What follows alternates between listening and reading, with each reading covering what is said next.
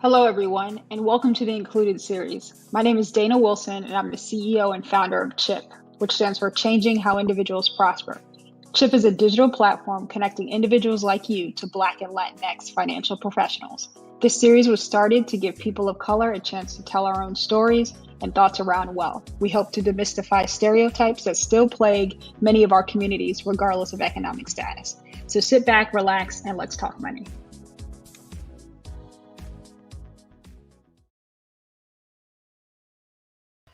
Hello, and welcome everyone to the Included series. We're celebrating our 15th episode tonight. I can't believe we're already on number 15. I'm excited to bring in our next guest, which is Dawn Myers, who is CEO and founder of The Most.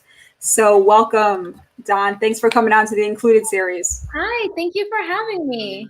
Yeah, absolutely. Absolutely. How is life? How are things going in the midst of this, right? Like it's been crazy, but it's been really good, ironically. I mean, sometimes I feel a little guilty because it shouldn't perhaps be as good as it is, but there's something about COVID that's really worked well for my work style. I'm a pretty introverted, I'm an extroverted introvert. Is that an extroverted introvert. And so, I've been able to do a lot of networking via Zoom without getting completely just drained. And we've made a lot of progress as a company. So I'm really happy with the progress we've made over these past 7 or 8 months. That's awesome. Yeah, I feel the same way. It's kind of like, as a founder, as a CEO and building a business, it's like we have to step into different roles, even though we're not necessarily those type of people on a day-to-day basis. But it's like finding that balance, especially finding the balance now, right? So it's kind of been figuring out and getting through all of the challenging pieces that people are trying to put into this world in 2020, but finding the positive moments in it. That's right. And look, there have been a lot of positive moments, and this year has really been a lesson for us in finding the silver linings, right? Finding the positives amongst the negatives. And we found this year when you don't have a choice but to focus on find somebody's positive somewhere, they're there. You just kind of have to look for it. Yeah, absolutely. So what have you been doing to just kind of maintain your own personal self-care? I gotta be honest, there were months during COVID where there was no self-care. I was literally working 16-hour days every day. As you may know, I'm also director at the Vinetta Project, which is a 501c3 that connects women entrepreneurs to capital and support. And so I was doing, 8-hour days on The Most, 8-hour days on Vinetta, just to kind of stay afloat. And it was really hard. And then about a month ago or so, I really just said to myself, "Yo, you gotta find some time for yourself." So I ended up taking a week off, and since that week, I've been very deliberate about fitting in an hour's workout every day. Since then, I've hit that mark every day, which I'm really proud of. I've dedicated myself to finding time to cook a meal rather than just ordering a burger off of Uber Eats. I need to start, eating the right way again. I even spent some time with some very close friends. And so, I'm trying to find those moments of kind of, time for me amidst the craziness. And it's made a world of a difference. It's whatever productivity I'm losing out on by taking an hour to work out really is totally outweighed by my kind of centeredness and focus thereafter. Yeah, it's like we have to be deliberate with it, right? And just make it a point in our day to take that time for ourselves. And it's so easy to get wrapped up in all parts of the business, especially if you have multiple projects going on, and having that hard stop. It's like, at some point people were, not too excited about working from home, then kind of settle into it. But it seems like the days are so much longer. It's hard to kind of get to that cutoff piece. So it's nice to hear that you're, making that a mandatory thing. I actually feel like I've kind of gotten off my workout schedule. So hearing that from you, I'm going to make sure I get myself back into my normal routine. Yeah, totally. Yeah, it's easy to kind of start slipping down a slope there. Well, it's awesome to really hear about all the impactful things that you're doing within your company and then also kind of the impact outside. So I want to start this conversation really talking about your personal wealth journey, as you know, as your person, then also just as a founder and a business owner. So when would you say you really first fell in love with money, and what were those moments of realization for you? Mm, it's been a stepping ground, stepping stool, stepping staircase. Yeah. It's been a long day. It's been, there have been definitely marked periods throughout my career where I've just kind of had these aha moments. When I left law school, I was working in campaigns, and, working in politics, and the paycheck was either non-existent or very, very, very paltry. And Mhm. so, I think my first aha moments were, when I got into the firm and I started making a real halfway decent paycheck. And, because I wasn't making money beforehand, I knew how to live off of very little. And so I just kept living that way, less out of deliberately trying to budget and more just out of not having a whole lot of time to do anything else. And I saw, month over month, after 6 months, I was like, wow, I have more than enough money to invest in some real estate. And Mhm. so from there, I started investing in real estate. And I think my next aha moment was when I realized I could just like set a price for this unit and people were going to pay it. I mean, it's a very simple concept. Yeah. It just blew my mind. Like that is in my power to do.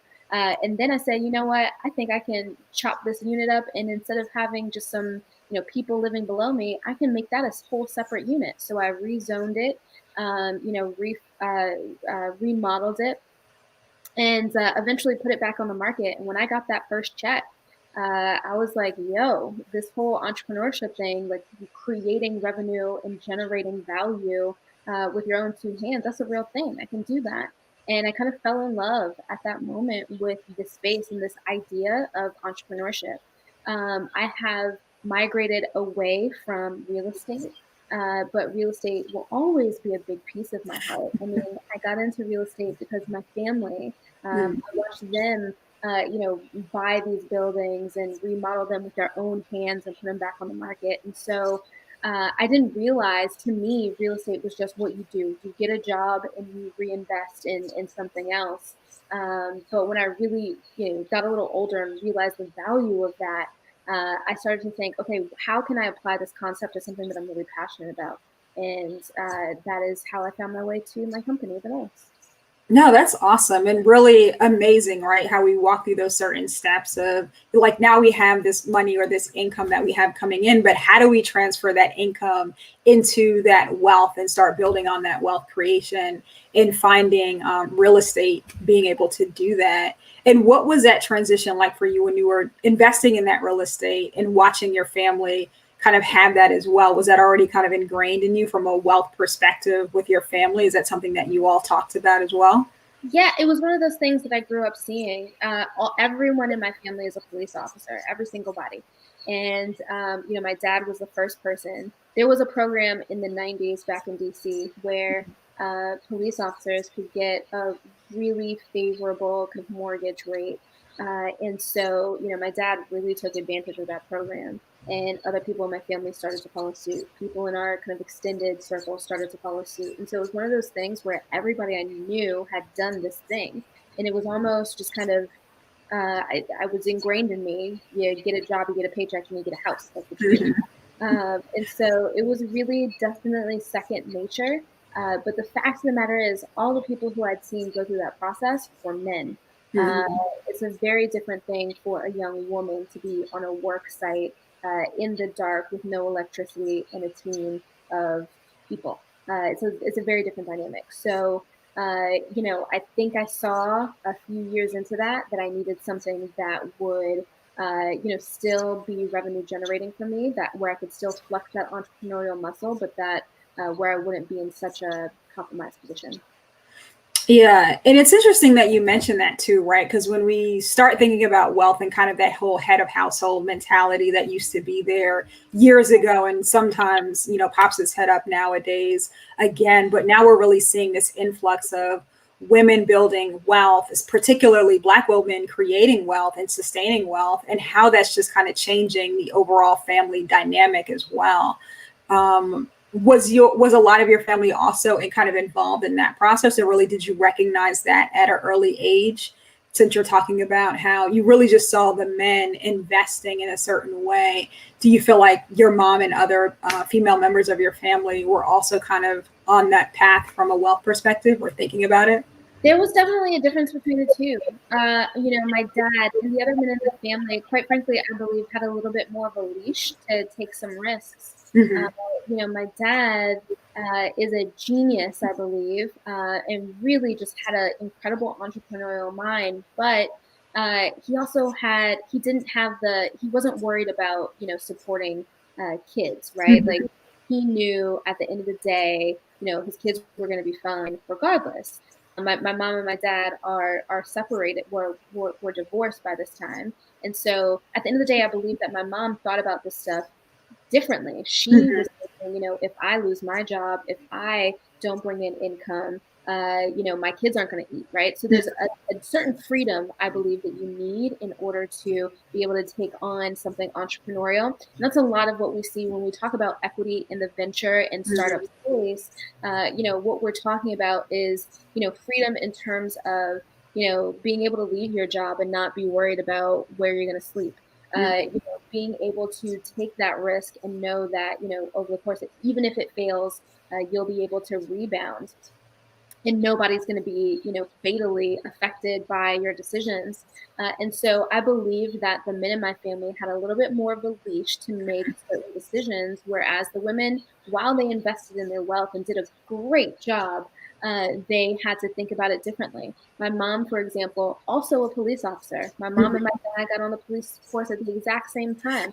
But in terms of investments, they took very different paths. My Mm-hmm. mom was very practical. She worked 2 and 3 jobs at a time and then reinvested that money into her 401k so that she could retire early with an eye toward never burdening me with Mm-hmm. her care.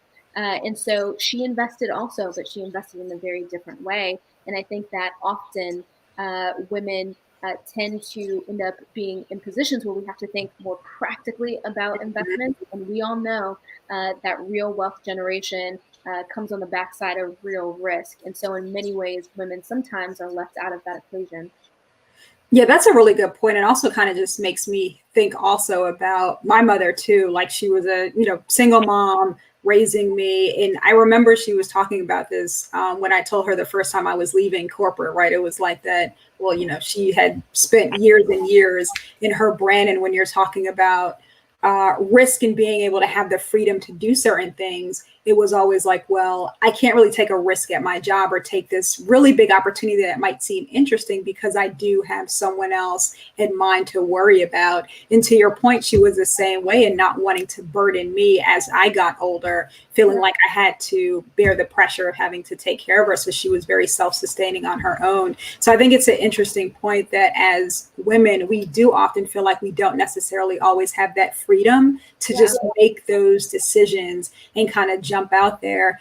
And how you're really able to tie that back to your journey as a founder and as a CEO. And do you see that shift within how you build your business and how you feel like you're making a social impact within both of the projects and companies that you're working on? Yeah. I mean, I'm able to take the risk that I'm taking specifically because I don't have kids. Mm-hmm. I think if I had gone a more traditional route, there's no way I'd be able to do some of the things that I've done. And so, there's no way that I'd have the freedom to think as large as Mm-hmm. I do for my company. I wouldn't be able to have this big vision.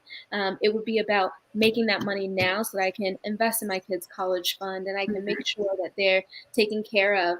And so that's definitely given me a very different kind of lens to think about these things. And, I think one of the things that we tend not to talk about are the ways in which, especially in startups, not necessarily in business, but in startups, because, the entire game in startups is risk.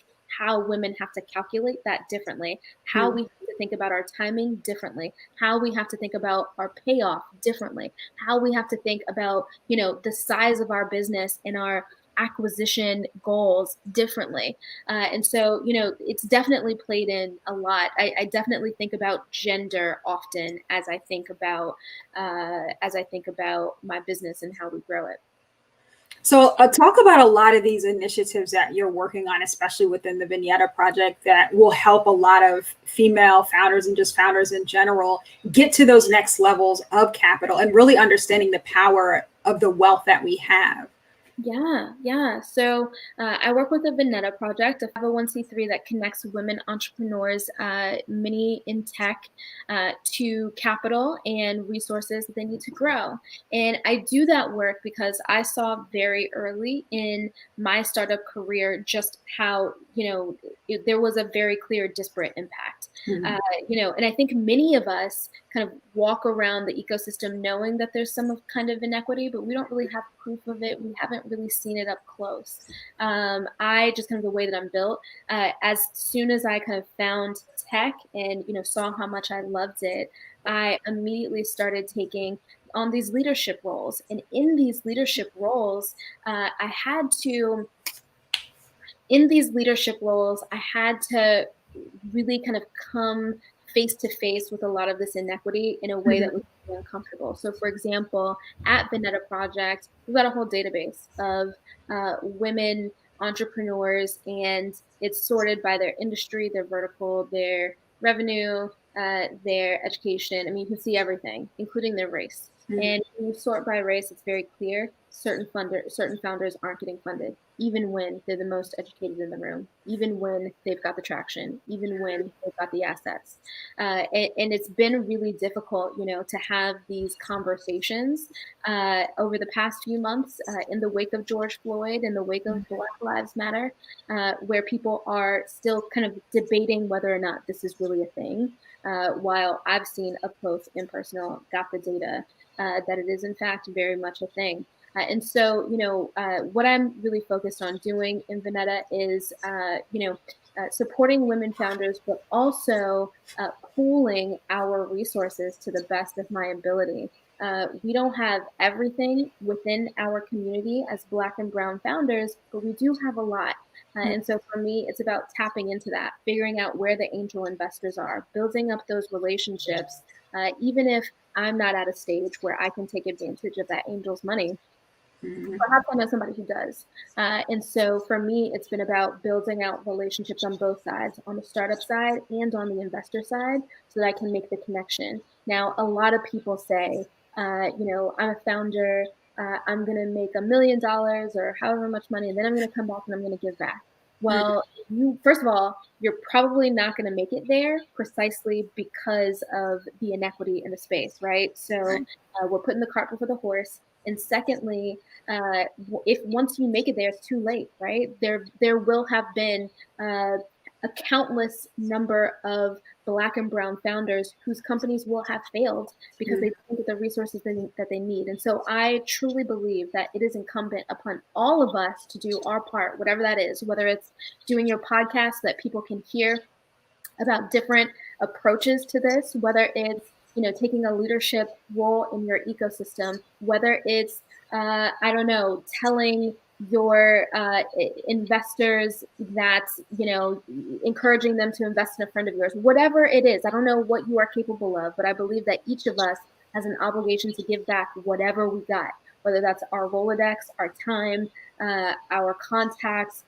We have an opportunity and an obligation to really push this ecosystem in a more equitable direction, but we have to do the work. We can't wait for someone else to do it for us. Yeah, absolutely. And I really couldn't set it better than that. I mean, we also have a really big responsibility, where there's no way that we can kind of get to that other side without leaning on each other. And Right. It is definitely nice to see that we finally got into that space where I feel like we're starting to do that a lot more. And we're just kind of starting to get there. But it's like we need to continue to do that on an ongoing basis and not just, when we have all the pretty bells and whistles and everything seems like it's kind of going well. It needs to be done now. People need to see the evolution of that journey and what it looks like. And even in the things that you're learning now, to your point, like those are shareable skills we all have great skill sets and different things in very unique ways. And we need to be leaning on those things, because that's, that's how we get stronger as a community. That's how we get stronger with our dollars. That's exactly right. Couldn't agree more. Yeah, so it's like our wealth just needs to kind of change. And do you feel, with what you're seeing and what you're finding through the work that you're doing, and also, do you consider kind of yourself as a disruptor in the industry with the most? Absolutely, absolutely. So, just to give you a refresher on how the most works, the most builds tech-enabled hardware for women with highly textured, coily, kinky, curly, Afro-textured hair. And the idea, we don't produce liquid products. We're not a liquid product company. We're a hardware company, and so we we kind of call ourselves the Home Depot uh, to Shea Moisture's West Elm, right? We've got Yes, liquid which is products. what we all need. That's right. Right. Yeah, we've got plenty of liquid products to get you the look that you want. We're the infrastructure, right? Like, we're the place that you go to make sure that your hair house runs well. Mhm. And some of our more disruptive technologies are the most mint is our hero product, which is a really cool hardware liquid product hybrid that's designed to make it faster, easier, and more convenient to style your natural hair. And what's really cool is that that technology leverages these minis, these pods. They're a renewable technology, kind of like what the K cup was to Cure, Mhm. except we're kind of doing it in the hair space. And so we are disrupting how product gets delivered to customers. We are disrupting how women think about their hair. We are disrupting kind of the friction that women encounter when they do their hair. And so we're really excited about that technology. And quite frankly, all of our products are really disruptive in that, again, we focus on the process itself rather than the product. Yeah, which is fantastic to really position your company in that way. And also just kind of being able to be at the forefront of a lot of these things within your industry in the beauty and health space, right? So it's like you're kind of taking people on this journey. You're also positioning yourself to be this wealth creator to bring other people up behind you. That's right. Do you feel like, with what you're doing and what is going on in your industry, that that people of color really are starting to recognize the power that we have and the capabilities that we have to disrupt a lot of these large industries that, for the most part, have kind of kept us out, and obviously kept us out for good reason? Yeah. Say that again. What's the question? Oh, just asking, do you feel like we as people of color have really realized the power in harnessing our dollars to be able to disrupt these industries? Not even close. A lot of us think that, when we think about disruptive technologies, we think about an Uber, we think about a Palantir, we think about all these companies that had so much investment on the front end. But we, as people of color, we have historically done a lot with a little. Uh, Mhm. a lot of these companies out here are disruptive, but they're also really over leveraged. And there's a way to do this meanly. There's a way to disrupt meanly. And though our communities are not as cash flow positive as we'd like, we're not as liquid as we'd like, we are liquid. We do have cash. And so, thinking, first of all, it's about education. Many folks in our space, we have tons of Black investors. We have tons of Black people in the professional class who have a stock portfolio or who invested in that restaurant. But the difference between a restaurant and a high growth venture are very disparate.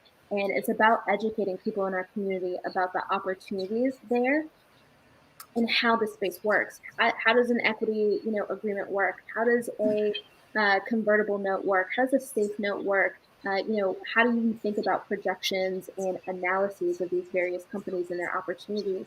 And so, my company also has another nonprofit arm that educates folks in the community about startups, what they are. If you want to invest, this is how you do it. We provide a pipeline of local Black and brown founders, mostly women, who are vetted and who we believe are going to go the distance, so that local angels can really practice with small checks, Mhm. how to get into this game, how to kind of, be of assistance in growing these companies and how to contribute to our local ecosystem. That's amazing. And I think that brings up a really powerful point, right? Because a lot of people do have this notion around angel investing and really garnished around kind of that accredited investor mentality, right? Like I have to have all of this money to be able to do this, right? So people are kind of not willing or not really feeling like they're included in this industry or this movement when it comes to investing in founders and being able to do that. But knowing that there's a place where you can cut a smaller check and kind of think through, okay, well, now I'm able to do this. I'm able to, be involved, kind of to the spirit of what Don Dixon did with Popcom, right? So it's like getting our people the ability to invest in these companies and having those people be able to ones who get the check at the end is very powerful. Yeah, it's absolutely powerful. And look, we've got to think creatively about how to do Mhm. this. Not all of us have 50, 100K to pour into a startup, but many of us have 2,500, 1,000. Mhm. And, through vehicles like SPVs, special purpose vehicles, to help pool some of that angel investor money, we're doing a lot of things. We're helping move the ecosystem forward through investment, but we're also teaching investors how this process works while hedging their risk. Mhm. And there is no loss here. Worst case scenario, that founder fails, as many founders are wont to do. And this is one of the biggest lessons that we teach folks. The biggest difference between our communities and everybody else is the fact that everybody else gets the chance to fail while we don't. And through those failures, that's how you learn. That's how you grow. That's how you become an expert founder. That's how you become the kind of founder that can grow their company 1,000x over 7 years. That doesn't just happen by happenstance. It happens because people are willing to invest in both their wins and their losses. And, again, one of the biggest kind of pieces of kind of knowledge, guidance that I try to drop is that the idea we're investing not just in a company, we're investing in an ecosystem. Mhm. And you have that founder who has maybe had a couple of rough patches. That founder can impart those lessons on the black and brown founder that comes up behind them so that they're better positioned for a win. And so, it really is, when we call it an ecosystem, it's not just a name. It really does kind of work in concert to get us where we want to be. No, that's awesome. Yeah, and that really just goes back to that community aspect, right? Of that, lifting everyone up, making sure that everyone is not just in the room, but taking part with their own dollars and really building that wealth. Because it's like if these founders aren't necessarily being heard from a lot of these larger companies, then it's like we don't have the time and the place to wait any longer. It's about really breaking these tables and dismantling these rooms and just creating our own spaces like you're doing so that we can do that, and we can do that with our dollars and our money.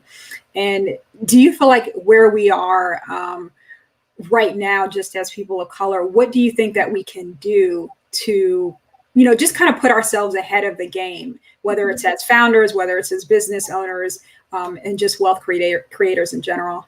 Yeah. I think that there are just so many things that we can do that sometimes it gets really difficult for us to focus as a community. But if I were to name the top three things that we could do as a community, it would be to pool our resources and buy black. It doesn't matter what you're buying. I don't care if it's your groceries or your paper towels or your toilet paper. There's a black person who makes and sells that thing. Invest in that person, right? Will it take a little bit more effort? Maybe, but the effect of that one sale for that paper towel supplier is just going to be so much more powerful than the effect of that sale on some Amazon manufacturer. And so we can really make our dollars speak for themselves by buying black and reinvesting in our community, which comes to the second point. I think one of the biggest things that we can do is investing in black banks, in community banks. A lot of the status is, I don't remember exactly what the stat is, but it's something egregious. Black dollars stay in black bank accounts for something like a matter of hours before they move into the mainstream community and out of the black Yeah. community. And so, that one's always been really difficult for me to take. And it makes sense, right? When the person who holds your mortgage and the person who holds your car payment and the person who holds all of your bills don't look like us. Mm-hmm. And you do when you get your check is you pay all that stuff out. And so we got to make sure that our lenders, that not just that we're buying Black, but that we are engaging in a Black debt economy as well, so that we can hold on to our money a little bit more, and that community blank or that Black bank can reinvest in that restaurant down the street from your house, increase your property values. And, again, it's that notion of the ecosystem and all of those things working in concert. But it only works when we all kind of do it at the same time. I will say, just going back to my first point, that while it takes a little bit more effort to buy Black, there are incredible websites like Black and Green, like the Nile List, which are dedicated to pooling all of those, companies, all of those Black companies selling awesome vetted products. So there are definitely ways for you to buy Black in a way that's streamlined. And then, so we made our first point, we made our second point. The third thing that I would say we could do is education, education, education. In this day and age, especially in COVID, when you're sitting home on a Saturday night and you're not going out, there's no excuse for us not to get the education that we need.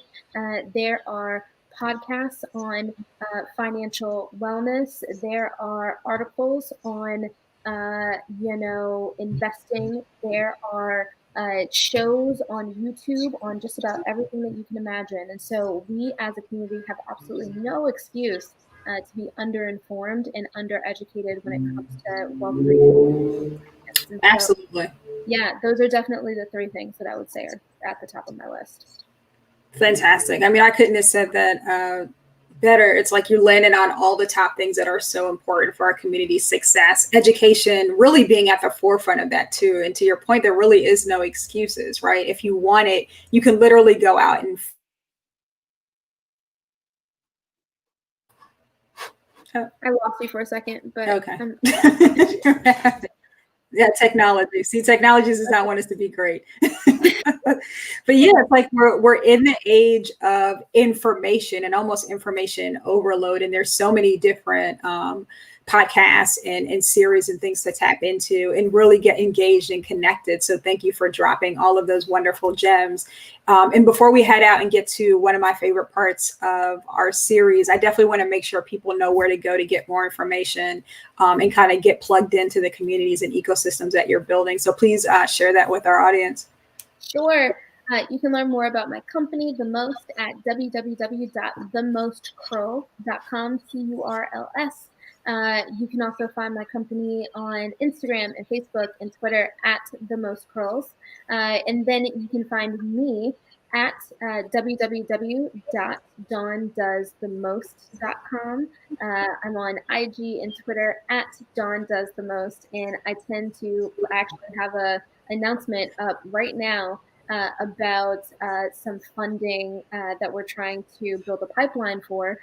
So, anybody who's looking for information or training or resources or materials, definitely check that out. I try to keep it updated as often as possible. Awesome. So make sure you all don't miss out on that. And quickly, we're going to go through a nice little rapid fire questions. I'm always excited to hear everyone's responses before we let Dawn head out tonight. So first question, where would you spend your last $1,000? In my life, like I'm about to die? Yeah, let's go with that. I would spend it 100% on McFlurries and massages. That is definitely a first. That's but a great way to go out. McFlurries and massages. Yeah. All right, let's see. What is the one item you regret spending money on? I was in college maybe, and I got I worked 2 jobs just like my parents while I was in college, and I got, racked up a little bit of money, had a little bit of money in my account, and I bought this pink and white leather jacket that I wore maybe twice. It was an abomination and a complete waste of money. I feel like we're going to have to follow up this on our Instagram post with pictures of this pink and white leather coat. I'm positive my mom still has it. That's hilarious. All right. And our last one, finish the sentence. My impact on the world is. My impact on the world is community. I am trying to build a community through the most for Black women, where we're seen, where we're heard, where our needs are met. Right now, we're focused on, hair products, but our bigger vision goes well beyond that. And with Vinetta and kind of our nonprofit efforts, we're building a community of underrepresented founders and funders and bringing them together. So I think that's the common thread that runs through everything I do. Awesome. Awesome. Thank you, Dawn, so much for coming on the Included series and dropping some amazing gems for all of our viewers. So I'm hoping that everyone was either taking notes or will go back and rewatch this series. So thanks again for coming on. So thank you so much for having me. I appreciate it. Thank you. So everyone tune in next week to a new series, a new episode of the Included series. So everyone take care and good night.